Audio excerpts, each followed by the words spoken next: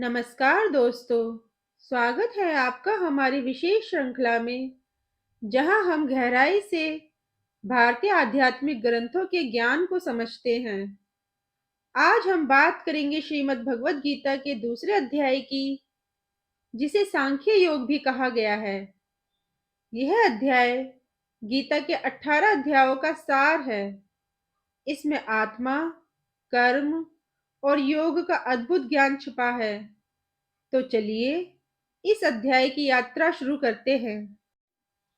दोस्तों, महाभारत के युद्ध की भूमि कुरुक्षेत्र, जहां चारों ओर सेनाओं की गर्जना, शंखनाद और युद्ध की तैयारी है, वहीं पर अर्जुन, दुनिया के सबसे बड़े धनुर्धर, जो कि कौरवों और पांडवों के बीच इस धर्म युद्ध के नायक हैं, अपने रथ पर उदासीन भाव में बैठे हैं। अर्जुन अपने परिजनों, गुरुओं और मित्रों को दूसरी ओर खड़ा देखकर विचलित हो जाते हैं। वह सोचते हैं, क्या मैं उन पर तीर चला सकता हूँ जिनके साथ मैंने अपने जीवन के सबसे अनमोल क्षण बिताए हैं। अर्जुन अपने धनुष गांडीव को नीचे रख देते हैं और भगवान श्री कृष्ण से कहते हैं, हे माधव, मैं इस युद्ध में नहीं लड़ सकता। मुझे इसमें केवल विनाश दिखाई देता है। मैं अपने धर्म से विचलित हो गया हूँ। कृपया मुझे मार्गदर्शन दे। मैं आपका शिष्य बनता हूँ। आप कृपया मेरा मार्गदर्शन करें। भगवान श्री कृष्ण अर्जुन के मुख और मन में आए हुए इन प्रश्नों का उत्तर देते हुए उन्हें आत्मा का ज्ञान देते हैं। श्री कृष्ण अर्जुन की ओर मुस्कुराते हुए कहते हैं, पार्थ, तुम्हारा यह मोह एक क्षत्रिय योद्धा के लिए अशोभनीय है। यह अधर्म का मार्ग है। उठो, अपने कर्तव्य का पालन करो। श्री कृष्ण अर्जुन को आत्मा का गूढ़ ज्ञान समझाते हैं। श्री कृष्ण कहते हैं, अर्जुन, यह शरीर नश्वर है, लेकिन आत्मा अमर है। आत्मा कभी जन्म नहीं होता, ना ही वह कभी मरती है। जैसे पुराने वस्त्र त्याग कर नए वस्त्र धारण किए जाते हैं, वैसे ही आत्मा नया शरीर धारण करती है।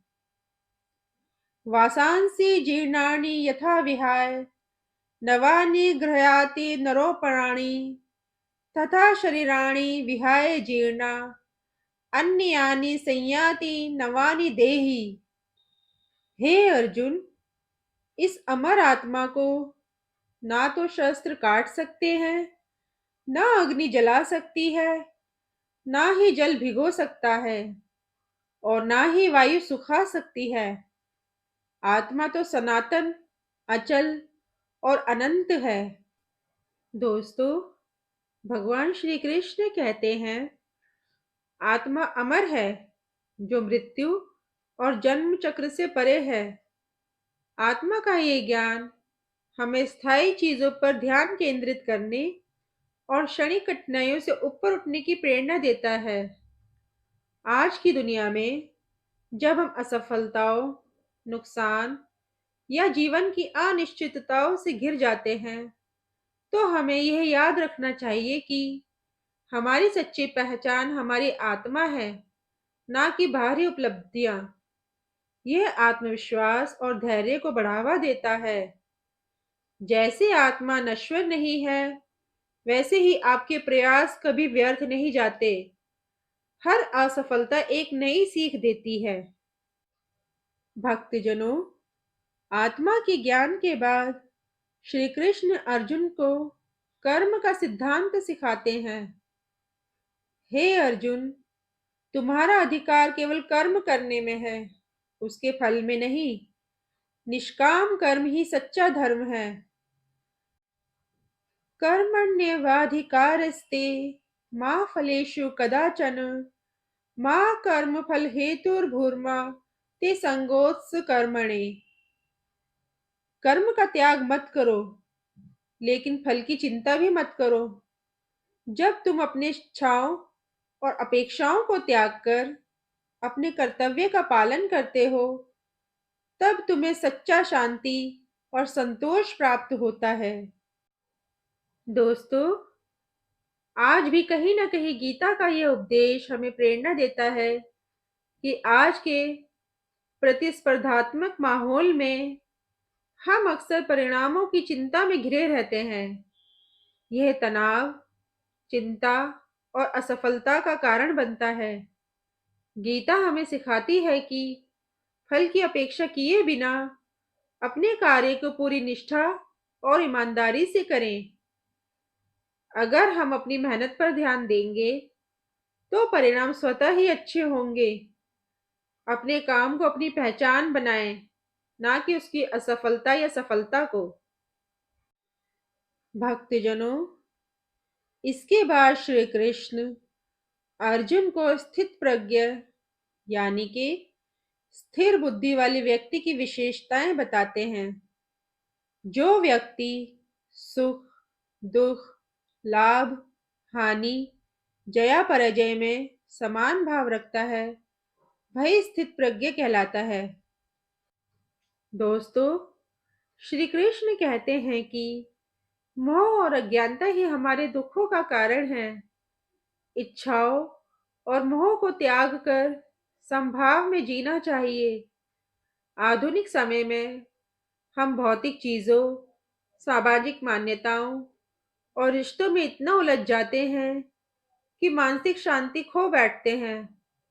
गीता हमें सिखाती है कि इन चीजों से परे जाकर संतुलन बनाए रखना चाहिए।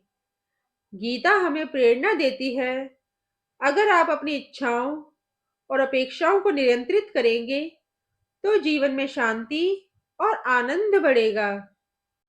श्री कृष्ण कहते हैं, स्थित प्रज्ञ वह है जो अपनी इच्छाओं का त्याग करके आत्मा में संतोष पाता है। वह न संसार के सुखों में लिप्त होता है, न दुखों में विचलित। वह पूर्ण योगी है। भक्तजनों, श्री कृष्ण के उपदेश से अर्जुन के भीतर नई ऊर्जा का संचार होता है। वह समझ जाता है कि आत्मा अमर है, मृत्यु केवल शरीर का त्याग है, कर्म ही धर्म है और फल की चिंता केवल मोह है। अर्जुन अपने गांडीव को उठाता है और कहता है, हे केशव, मैं आपके उपदेश को समझ गया हूँ। अब मैं अपने धर्म का पालन करूंगा। दोस्तों, श्री कृष्ण कहते हैं, स्थित प्रज्ञ वह व्यक्ति है जो सुख दुख, लाभ हानि और सफलता असफलता में समान रहता है। हमारी भावनाएं अक्सर बाहरी परिस्थितियों से प्रभावित होती है। नौकरी में प्रमोशन या असफलता, रिश्तों में उतार चढ़ाव और जीवन के अन्य उतार चढ़ाव हमें विचलित कर देते हैं। गीता हमें सिखाती है कि स्थिर मन से काम करें और हर परिस्थिति में समान भाव बनाए रखें। जीवन में उतार चढ़ाव आते रहेंगे। सच्चा विजेता वही है जो हर परिस्थिति में स्थिर और शांत रहे।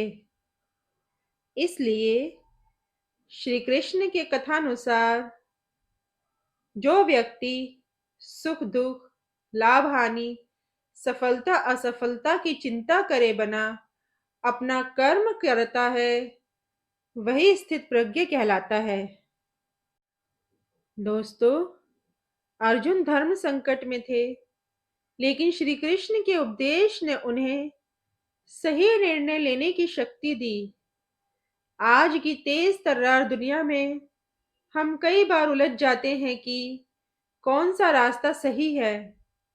गीता हमें सिखाती है कि आत्म मंथन, धैर्य और अपने कर्तव्य को समझकर सही निर्णय लें। जब भी हम दुविधा में हो, तो शांत मन से अपने कर्तव्य और दीर्घकालिक उद्देश्यों को याद करना चाहिए। सही रास्ता हमें अवश्य मिलेगा। तो दोस्तों, यदि आप कभी अपने जीवन में दुविधा या मोह का सामना करें, तो गीता के इन उपदेशों को याद करें, कर्म करें निष्काम भाव से और आत्मा के सत्य को पहचानें। आशा है कि आपको यह यात्रा ज्ञानवर्धक लगी होगी। अगले अध्याय में हम फिर मिलेंगे। तब तक के लिए जय श्री कृष्ण।